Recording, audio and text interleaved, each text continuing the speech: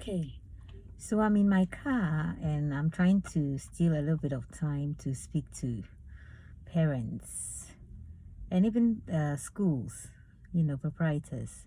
I'm also a proprietor of a school, okay? So I just wanted to kind of tell parents. I know that recently there was an issue that occurred in a school where an 11-month-old baby, um, you know, unfortunately lost their life, right? So it was kind of like really heartbreaking, right? To see that a little boy or a child or, would just lose their life just like that. But I wanted to kind of speak to parents, okay? Don't ever look for a school and then judge the school by its appearance. It's never the right thing to do, okay? You're entrusting your child into somebody else's care. So you want to make sure that you ask all the questions that you can ask. That would make you well informed as to whether you want to leave your child in their care or you want to keep your child at home, okay? There's been instances where, the reason why I'm saying that, there's been instances where I've had parents come to tour my school and you're trying to talk to them about some of the activities you do, your policies, how you take care of the children and all that.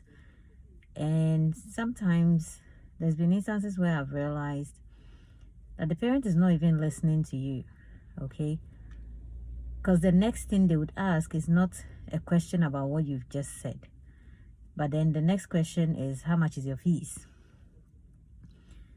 But it's very important for you to go into a school, observe the environment, ask questions, try to know what their policies are when it comes to maybe dropping children, eating in the school, how they probably even, feed them, okay? How they supervise them during playtime. What's their eating policy? Do the kids share bowls? Do they share cups? Do you have to bring cups to the school? How do they clean their utensils? How do they sterilize it? All these are very important questions that parents can be asking. Or like most of the time, if for instance you've chosen a school and your child is coming home or your child is leaving the school, you can always kind of do a quick check. Sometimes even just the mood of your child, or there could be even bruises here and there that you can't really explain why they are there. You should always be able to ask questions, okay? For me, schooling is more of a partnership. It's a partnership between parents and the school. So if you are choosing a school or your child is in a school and it appears that the more questions you ask, the more kind of label they put on you as what, an annoying parent, or this parent asks too much questions and stuff like that, then it means that's not the right place for you, okay? The right school for you, your child, and your family is a school that would have a listening ear. They will listen to you and address your concerns. I always say parents are the ones who have carried the child for 9 months, right? And so when it comes to their care or education, then the parents should actively be involved in making sure that the child receives all that they receive. And that doesn't mean that parents need to be arrogant. No. Parents need to be well informed and also be able to kind of ask very sensible questions about their children.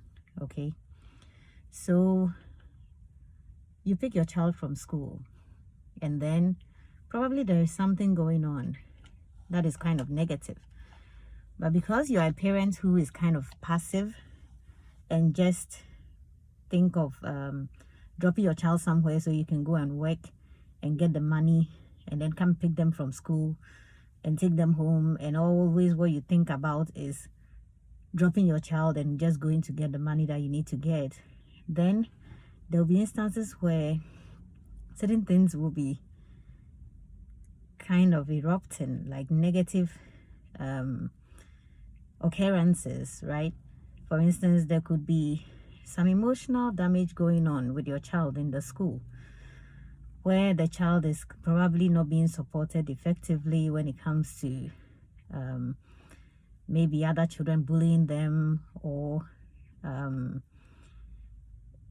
things being thrown at them, or even an adult within the school environment harming them in any way or form, right?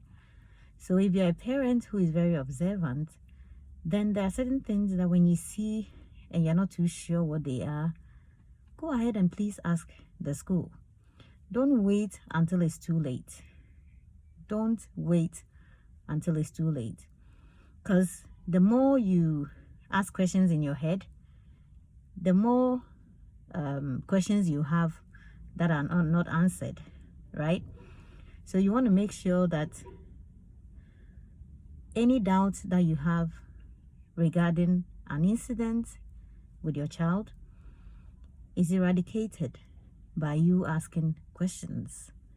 Ask questions and wait for answers.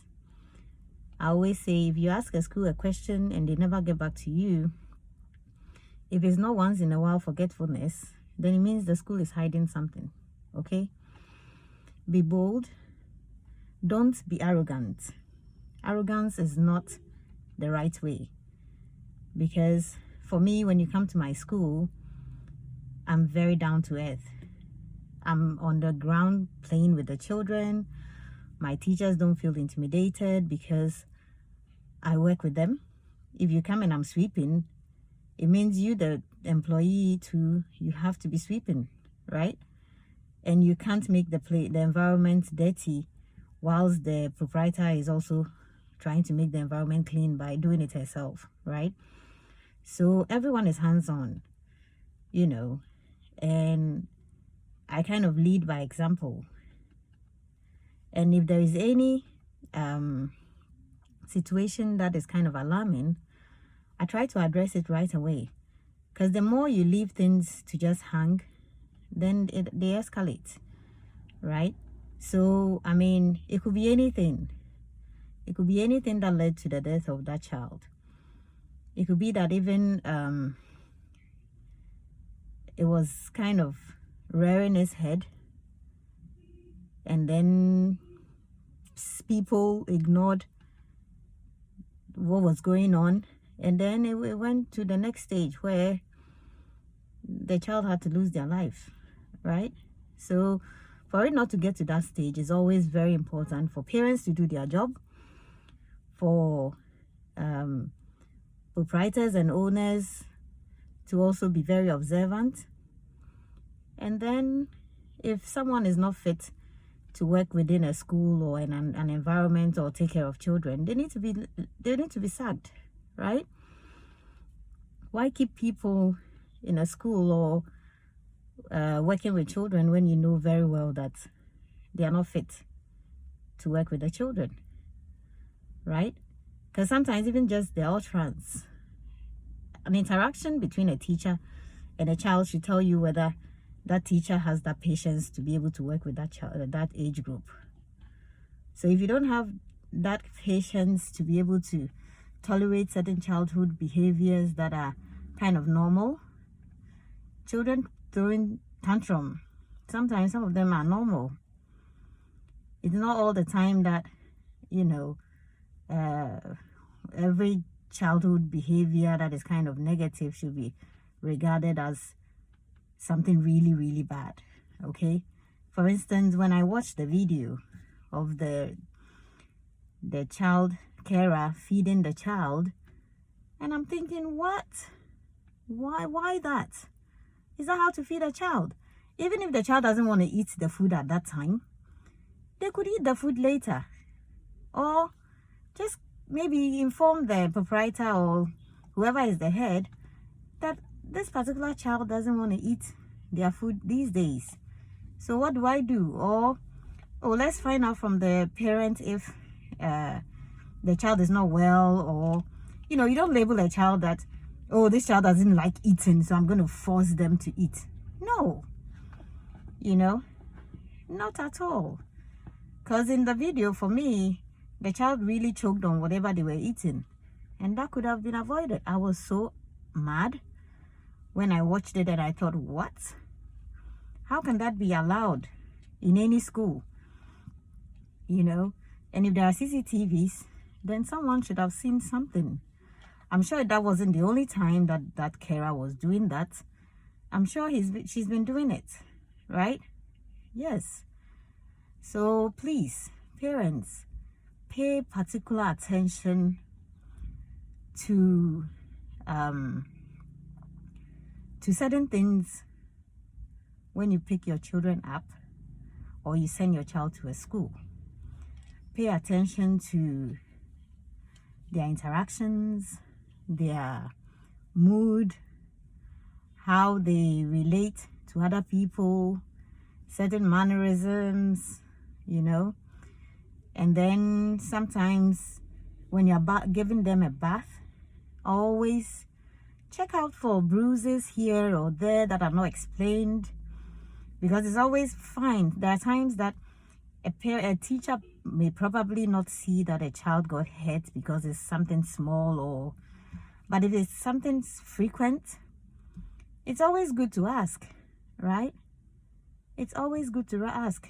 Recently, there was a girl in my school who would go home with some reddish thing on her skin, and I went back and forth with the parent just to figure out what exactly it was, because it wasn't swollen, it wasn't bruised, but then it was reddish, right, appearing at different areas of her skin. So then we tried to figure out, okay, what might this be? And eventually we realized, oh, it's the soap that the teachers use to clean her uniform sometimes when maybe there's a stain, right? So then we changed the soap right away, and these days we don't see the mark anymore. So this particular child has a very sensitive skin, right? So she reacts to different types of soap.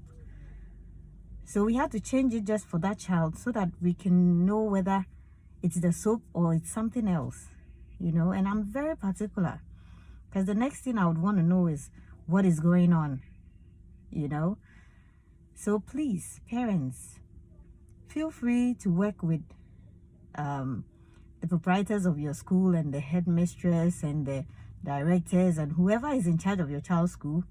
If you see something that is not appropriate or is not going to help you, please, please, please go ahead and voice it out.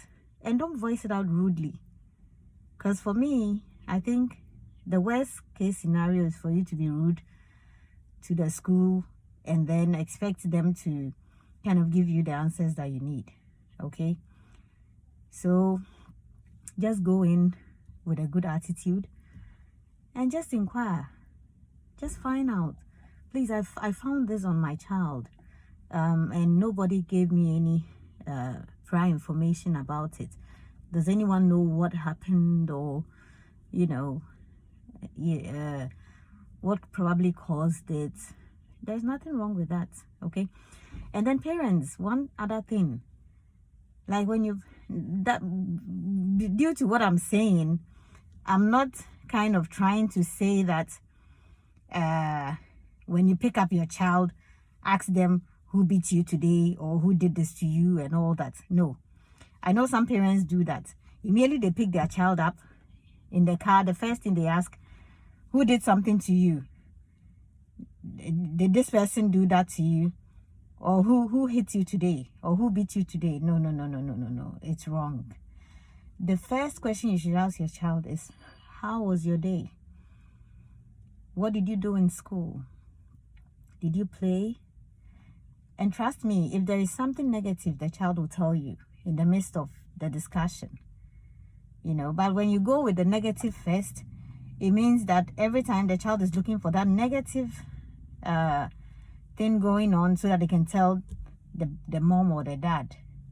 But trust me, sometimes the child who is even complaining about the other child probably did something really worse, right?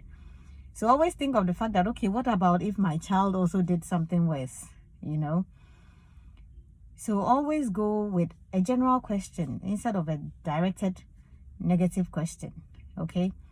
Instead of saying, who hit you today, or who did this bad thing to you, or blah, blah, blah. It's better to say, how was your day today? Did you do your work nicely? How was your, how were your friends? Did you play nicely?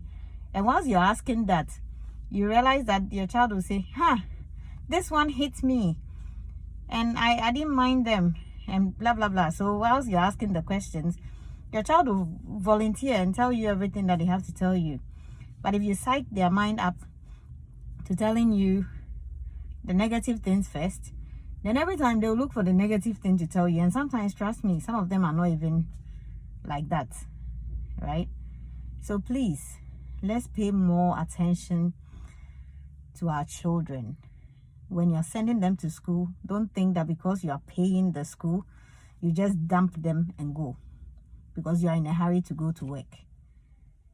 Because in the end, certain things may happen that will cost us more than us going to the work and that we have been going to and ignoring our child's attention that they crave for, right? Your child wants your attention. Please make time to stay with your child, observe your child, so that anything that is probably coming up that is kind of negative, you'll be able to catch it very quickly. Thank you very much, and I hope you've picked something out of this. I always just speak out of just general life experiences, nothing too advanced or nothing too academic, okay? I just love to share my daily experiences with you. So bye, and I'll see you all later. Bye-bye.